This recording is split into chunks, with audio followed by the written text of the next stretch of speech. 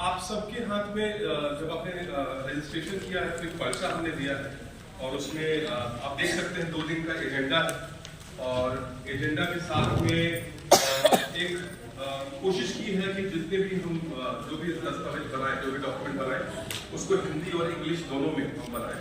और तो जो पहला जो डॉक्यूमेंट आपके एजेंडा के बाद जो है वो एक रेजोल्यूशन का डॉक्यूमेंट है कि जो हम इस एक दिन का जो पूरा कार्यक्रम है हमारा और शाम को हम आज इस पूरे एक दिन की मीटिंग से क्या लेकर के जाएंगे, हम किन मुद्दों पे काम करेंगे, क्या हमारी सोच होगी, क्या हमारी समझ होगी। और आज के समय में जो स्थिति है मजदूर आंदोलन के बीच में जो निर्मल जी ने गाना गाया, अभी मुझे उसके बारे में बहुत ज्यादा बात नहीं करनी है। जो देश का जो माहौल है उसके बारे में निर्मल जी ने अपने गाने के माध्यम से ऑलरेडी आपके सामने रखा है, आपको बताया है।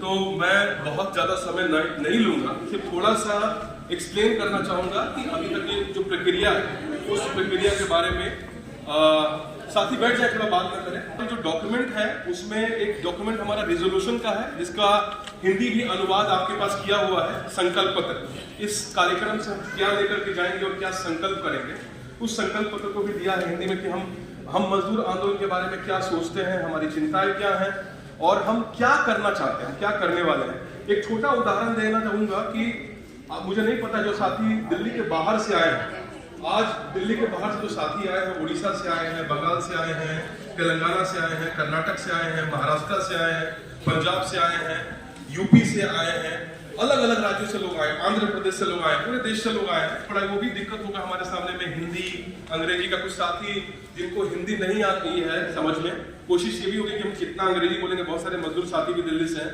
तो अगर कोई किसी साथी को अगर अंग्रेजी सिर्फ हिंदी नहीं आती है तो उनके लिए हम एक ट्रांसलेशन की व्यवस्था कर सकते हैं, पीछे में विस्पर ट्रांसलेशन भी कर सकते हैं। तो मेरा ये कहने का मतलब है कि हम क्या संकल्प पत्र आज हम पारित करेंगे। मैं चाहता हूं कि जब ये बात चलेगी उसके साथ आप इसको जरूर पढ़ें, और क्योंकि जब तक आप पढ़ेंगे नहीं तब तक जो भी हम बात करेंगे, जो भी चर्चा करेंगे, उसके ऊपर हम चाहेंगे कि आपकी भागीदारी हो, उसके ऊपर आपका भी इनपुट्स आना चाहिए। और उसके बाद फिर एक WPC में जो साथी पुराने हैं वो जानते हैं इसके बारे में। और संदीप भाई अगर मैं कुछ छूट जाए तो मुझे आप प्लीज उसको ऐड कर दीजिए। तो जो साथी जो जानते हैं जो संरचना के बारे में, तो बहुत जो है उसमें हम जैसे लिखा भी हुआ, अगर आप पढ़ेंगे डॉक्यूमेंट को, कि WPC एक कोएलिशन है और WPC जो है एक नेटवर्क है। WPC कोई फेडरेशन नहीं है, WPC कोई यूनियन नहीं है, लेकिन बहुत सारे फेडरेशन, यूनियन और जो मजदूरों के साथ जो काम करते हैं उनका एक समूह। तो उस समूह पे हम ये नहीं कह रहे हैं और ये बात कभी हमने नहीं कही कि हम इसका प्रतिनिधित्व करते हैं, हम इसके रिप्रेजेंटेटिव हैं। हम सिर्फ ये कह रहे हैं कि एक मंच क्रिएट किया गया है ताकि इस देश में जो भी लोग मजदूरों के मुद्दों पे काम कर रहे हैं उस मंच के साथ में आकर के क्या हमें कोई एक कॉमन एजेंडा, एक कॉमन प्रोग्राम बना सकते हैं, कॉमन मिनिमम प्रोग्राम। देश में भी ये चल रहा है, आपको पता है कि आज राजनीतिक दल को काम कर रहे हैं कि हम अकेले तो लड़ नहीं सकते।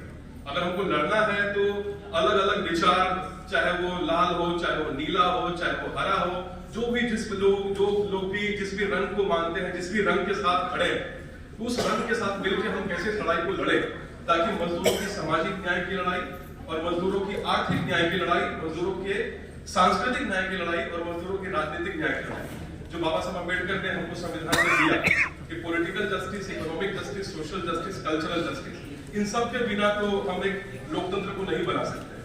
तो उस सब की लड़ाई के लिए हम कैसे काम करेंगे, कैसे आगे बढ़ेंगे, तो एक स्ट्रक्चर हमने लिखा है, उसको भी हिंदी में लिखा है और उसमें लिखा है कि हम किसी की लीडरशिप नहीं कर रहे हैं, हम किसी का प्रतिनिधित्व नहीं कर रहे हैं, लेकिन हाँ एक फेडरेशन ऑफ लीडरशिप, एक कलेक्टिव लीडरशिप के माध्यम से इसको चला। बहुत एम्बिशियस प्रोग्राम, बहुत एम्बिशियस एजेंडा है।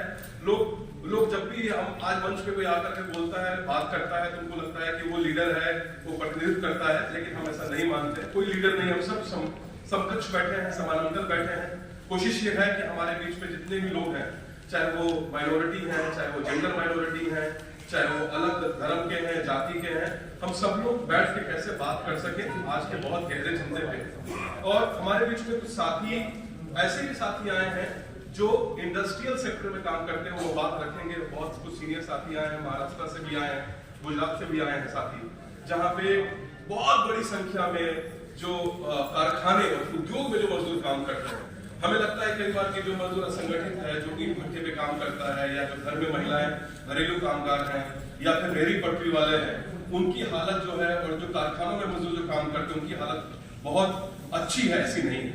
आप अगर तो साथी आके बताएंगे तो वहाँ पे क्या चल रहा है, सरकार, कानून, जुडिशरी, कोर्ट सब कॉम्प्रोमाइज है, वो बताएंगे। आज अपनी बात रखेंगे। हमारे बीच में साथी आए हैं जनरल मोटर्स, जो दुनिया की सबसे बड़ी कार बनाने वाली कंपनी है, वो भी अपनी बात रखेंगे आजा करके कि उद्योग कारखानों में भी मजदूरों की क्या हालत है। और ये बिल्कुल सही बात है कि जब हम आइडेंटिटी पॉलिटिक्स की बात करते हैं तो हम सोचते हैं कि ये मुद्दा हमारा नहीं है, जो लोग उस पर काम करते हैं वो सोचते हैं हमारा वो मुद्दा नहीं है। लेकिन इस देश में जितने भी लोग, जितने भी मजदूर वर्ग जो है काम करने वाले, वो दलित हैं, आदिवासी हैं, मुसलमान हैं, ओबीसी हैं, दार्जिलिंग वही है। तो हम जब तक इतने हम भागों में बटे हुए हैं, इतने भागों में अलग अलग बैठ के काम कर रहे थे, हम इकट्ठा होकर के इस लड़ाई को हम समावेश नहीं करेंगे, तब तक मुझे लगता है कि बहुत मुश्किल होगा। तो मैं इतना ही बोल के अपनी बात खत्म करता हूँ।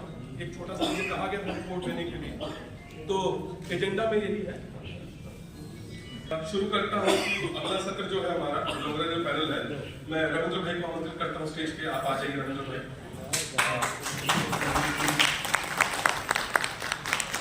चिन्मय समल जी आ जाइए, आपका भी स्वागत है मंच पे।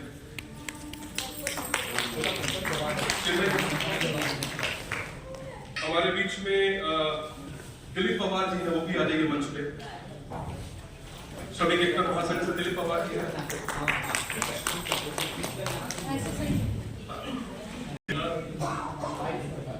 और हमारे बीच में अवतार भाई है, वो भी आ जाए मंच पे।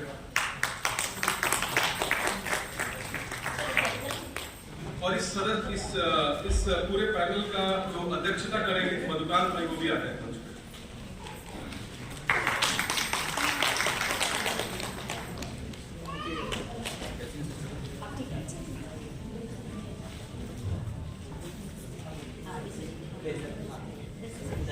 हमारे बीच में हमारे एक और साथी हैं, उनका नाम एजेंडा पे लिखा हुआ है, फैजल खान जी, से उनको भी मैं आमंत्रित करता हूँ।